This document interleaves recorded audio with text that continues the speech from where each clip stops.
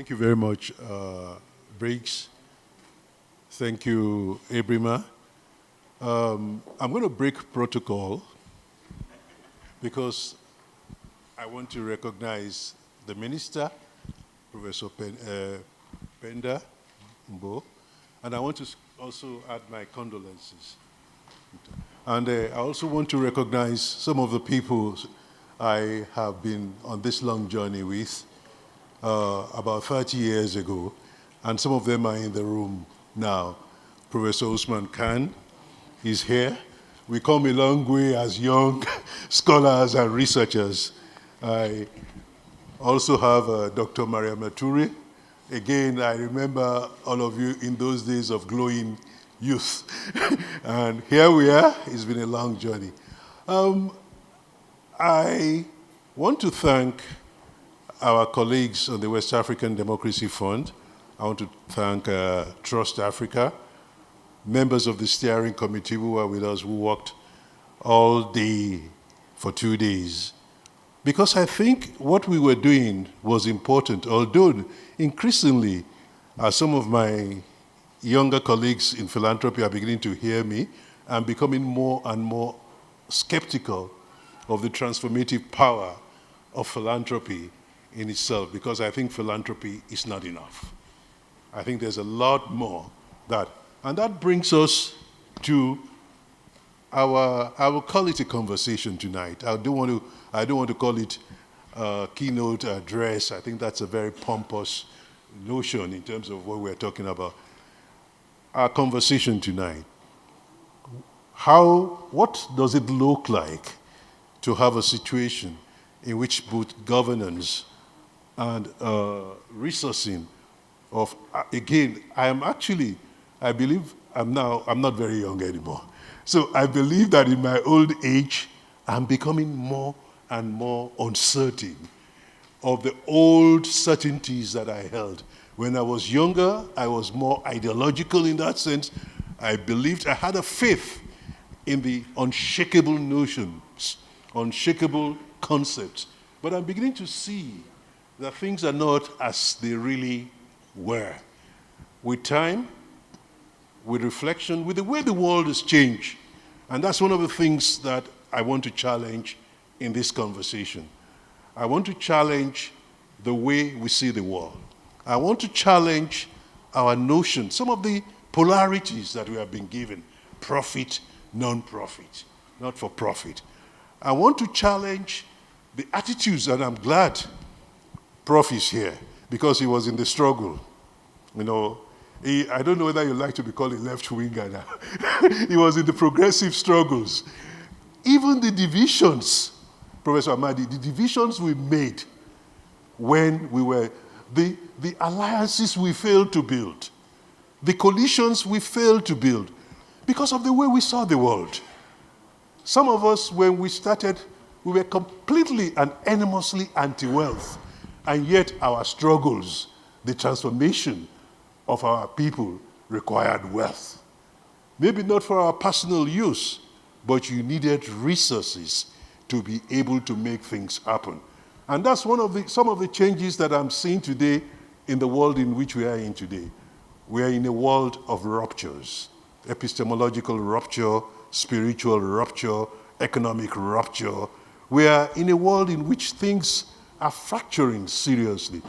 And we're beginning to see the consensus, the post-Second World War consensus, in which the world was constructed as a particular agenda, global agenda for the United States and the global North, is actually breaking down.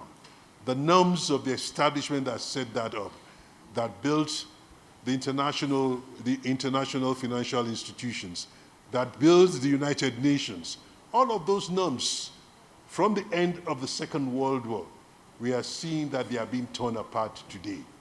They are breaking down. And of course, I live in New York, and in that place, the biggest wrecking ball, the biggest wrecking ball is being thrown from there, breaking the consensus that is NATO, the consensus that is the United Nations, the consensus that is the international financial institutions, even the consensus among the global establishment. So in that kind of world today, in a world where things are unraveling, what should be our anchor? That's one question, particularly as Africans. Secondly, instead of crying, what are the opportunities for us as Africans at this particular moment? What can we do in a situation where the United States or the United Kingdom really do not care so much about us anymore, or France? What can we do in a world where the European war is occupying Russia, Ukraine, and the European Union, where people are taking their eyes off us? I am in a very special place here today because this is the place of Samir Amin. This is the place of the late Professor Samir Amin. It's a place that Tandika Nkandawire was. It's a place where some of the most amazing African intellectuals, which we are heirs of them, you know, we were second, third generation, but the first generation of committed Pan-African scholars had talked about this, that there are moments in the global configuration that you really do have an opportunity. It's also very interesting. We are also in a moment in which attitudes, norms, values, and the way people, perspectives, the way people see the world, you know, are changing. And therefore, what do we do? Should we be crying at these people, you know, coming from Nigeria? You know, the Nigerian elder will say, these people have no respect. See how they are writing on social media to me. Is that what we should be doing? Should we be lamenting? Should we be lamenting what we think we have lost? Or should we be regrouping, reorganizing? There was a leading Nigerian Pan-African intellectual, and I think Madam Minister Penda and Mariam Toure will remember Tajuddin Abdurrahim. Tajuddin said, organize, do not agonize. So the world we are in today, America is doing this, there are no visas, Europe is locking now, but what does that mean for us? The USAID aid is broken, there's no more resourcing, the philanthropies are not putting their money forward for us as they should. What does that mean for us? We keep saying Africa is not a poor continent, that there are resources here. We keep saying a lot of things about what our resources are. How are we developing, first, the understanding, second, the knowledge, third, the courage and confidence to negotiate differently?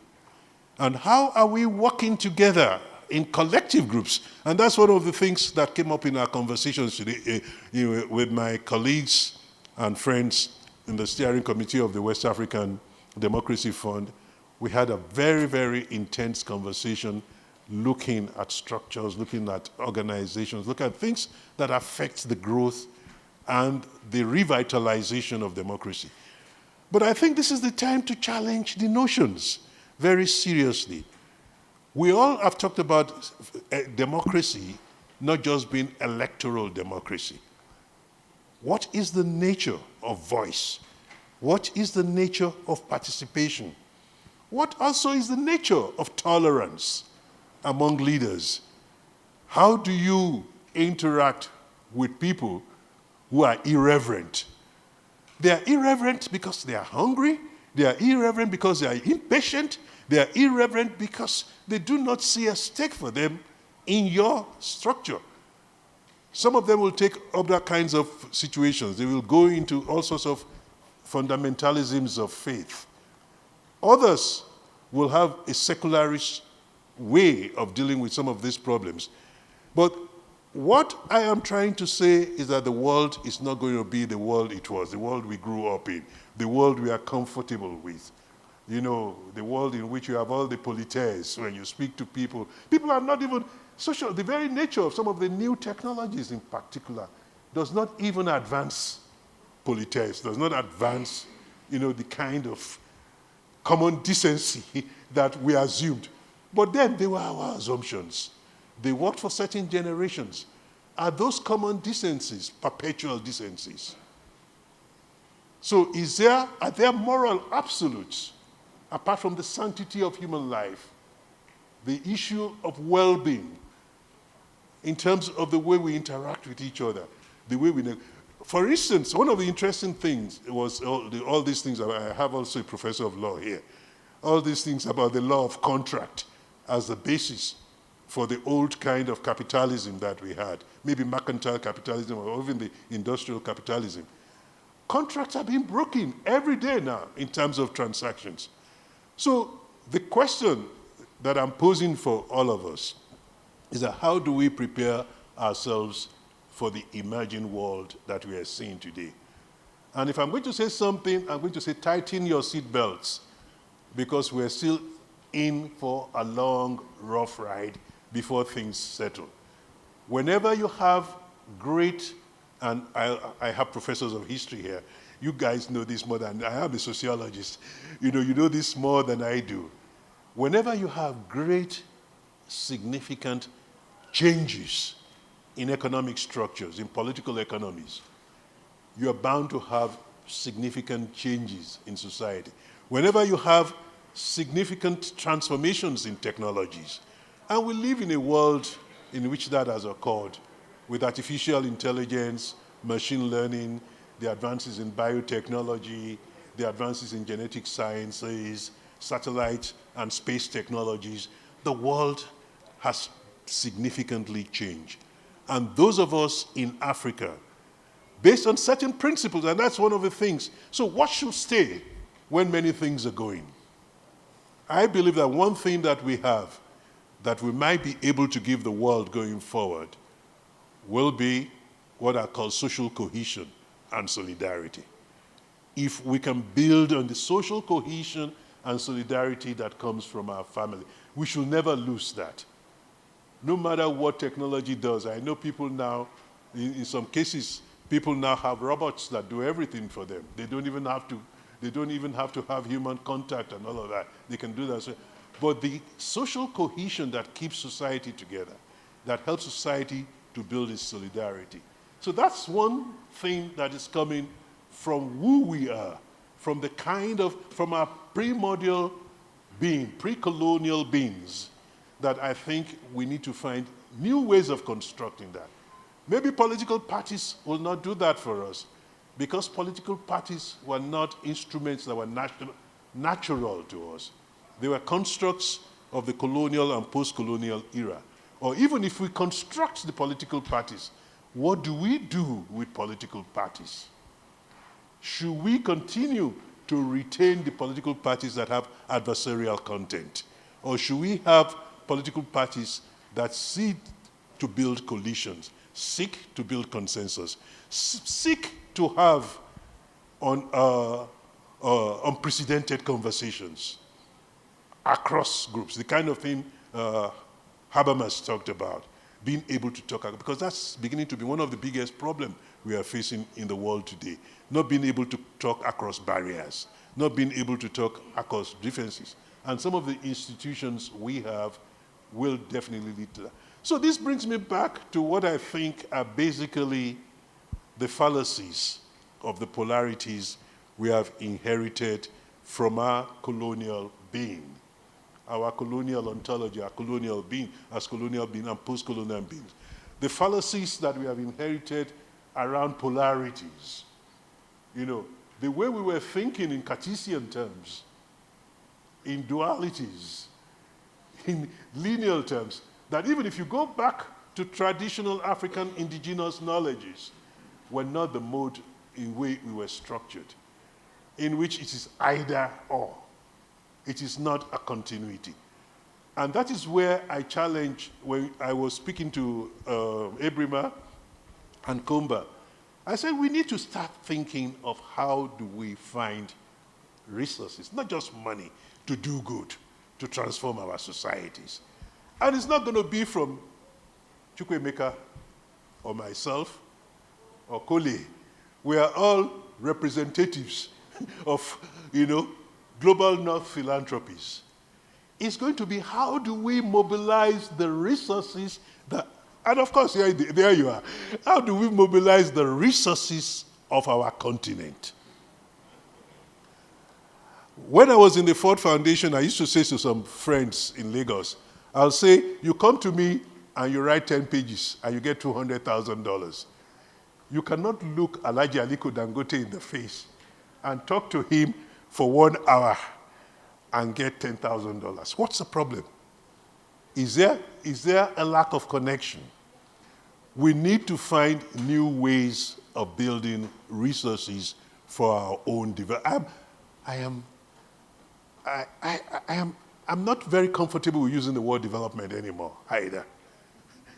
Because what I'm looking at, what I'm thinking about when I think about development now is what I call a just and inclusive creation of wealth and the conditions in which people have well-being. Not the old just GDP. GDP is okay, those calculations, those indicators are okay. So I think the time has come. Business as usual is over for us on this continent. So the time has come to begin to rethink how we see the world. But it's not only rethinking how we see the world or reimagining, it's also acting about it. And 2 days ago, the African School of Governance, which was set up by President Kagame, had a meeting to think about what should we as Africans, a lot of those meetings are going on. The people in Kenya, the presidents in Kenya are talking, and they brought the president of France to come and lecture them on how we can rebuild Africa. And then we were talking, but nobody's going to change Africa for Africans. Africans are the only ones who are going to change Africa. So we have to start talking to ourselves about how do we do. And friends of Africa. There are some people who are genuine friends of Africa who are committed to this continent. But we've got to work with them and to lead them in a co-creative movement. But the point that I'm trying to make is that we need to look inwards. We need to look at African businesses. What is it that what is the problem in our conversation? And institutions like Trust Africa, institutions that consider themselves African not-for-profits, a lot of them have assets. We have to think about the creative deployment, the creative combination of assets to begin to generate resources and wealth for ourselves to build the work we want to do.